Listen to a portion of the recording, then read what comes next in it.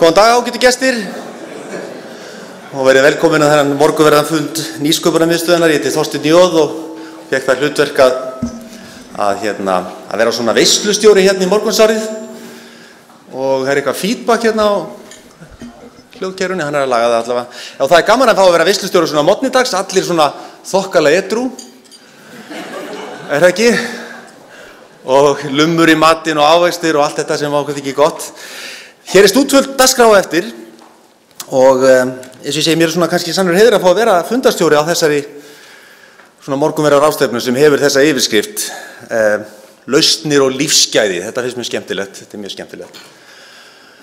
Og það kannski einmitt í svona umræðum gæði og annað sem að mér kemur oft í huga að fókusinn og það sem við erum að gera oft í opinberu lífi og í einkageiranum beinist oft að einhvers konar öðrum mælikvörðum heldur en gæðum. Og nú síðast þegar ég var að sjá handboltan fyrir Stöð 2 þegar Ísland náði hreint frábærum árangri á HM í handbolta að þá var ég að hlusta á Alfred Gíslason hérna á Nordica, fjalla svolítið handboltan og hvernig maður nægar árangri og öllu því og hann talaði mér svolítið þetta orð, gæði. Og þegar við vorum í svona miðjum klíðum að undirbúa mótið á Stöð 2 og samkeppnisaðilinn alveg snar vitlaus með greinar og tilboð eins og fulli kallinn á barnum bara rétt fyrir lokun. Páll hérna inni kannski? Að þá var allt svona fár í kringum okkur upp á Stöð 2 Sport og allir svona hvað eigum við að gera og hvað málið og ég var með svolítið sterkan fókus að ég var ritstjóri á þessu, hvað við ættum að gera. Og fókusin var einmitt á gæðin. Og ég sagði svona við mitt fólk, 30 manna tæknilið og alls konar hæfileika fólk.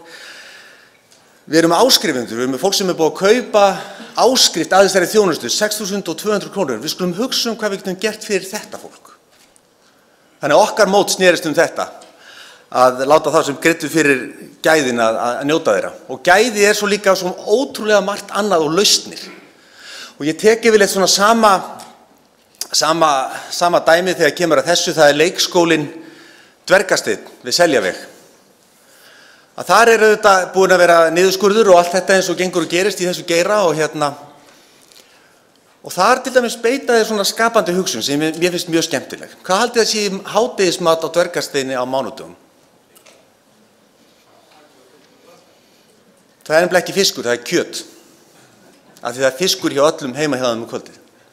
Kostar þetta eitthvað aukalega? Nei, alls ekki. En það í þess ákveðin gæði.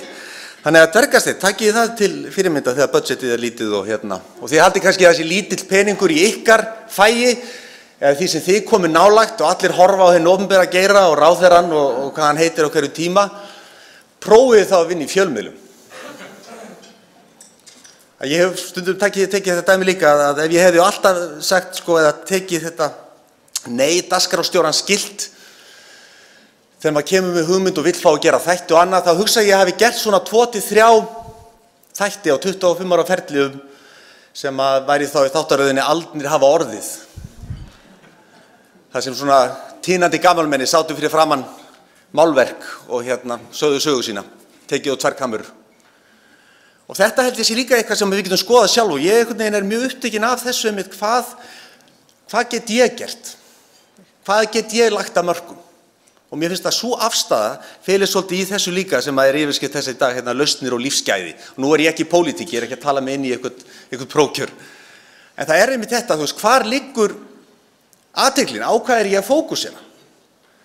Og þar getum við skoðað hið ytra og hið opinbera og tala okkur endalaust það, hvernig þetta á að vera eða hvernig þetta ekki að vera. En hvað get ég gert, hvað get ég lagt að mörkum finnst mér svolítið spennandi. Og það kannski það sem við sjáum svolítið hérna í dag, alls konar erindi, alls konar hluti þar sem fólk einmitt kannski að vinna út frá þessu.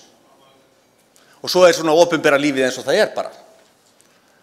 Allir í pólitík allir svo alvarlegir, Og ég búin að taka út alla brandara af Vinstri græna og Samfylkinguna og Sjálfstæðisflokkinn, ég að gleyma einhverju? Nei, þetta ágætt. En þetta skemmtilegu morgun og við endum á svo tískusýningu, Vera Þórðardóttir.